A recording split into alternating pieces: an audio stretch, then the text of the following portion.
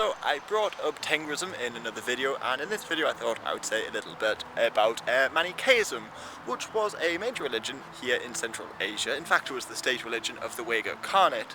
So it more or less replaced Tengrism, and along with Zoroastrianism, it was a major player in Central Asia before the arrival of Islam. Now, the founder of Manichaeism was a Persian from the 3rd century called Mani, who was an early Christian, well, a Jewish Christian, and these were Christians who still practiced Jewish traditions, but they were, his family anyway, were Ebionites.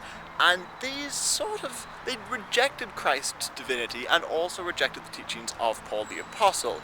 But I think a further video on them is in order. To further complicate matters, he was born in Zoroastrian Persia. He also travelled to India, where he learned about Hinduism, and he travelled to the Greco-Bactrian kingdom in modern-day Afghanistan, where he learned about Greco-Buddhism, a sort of Buddhism that the Greeks developed there. So he was influenced by all major religions, and he not only claimed to be the successor of Jesus, but also the successor of Buddha and Zoroaster. So what he developed was a sort of mix of all these major religions. At its heart, it seems very Christian. They developed churches, and he often cited Jesus. But the fundamental belief of Manichaeism was that the earth was sort of stuck in the middle of a struggle between good and evil, and this is by and large what the Zoroastrians believed. Now, a small group of Mani's followers, the high-ranking churchmen, if you will, they were called the elect, they had some strict rules. For instance, they would only drink fruit juice and eat fruit, and that's because they believed that fruit soaked up the sun's rays and this was good for them. And they also fasted a couple days a week.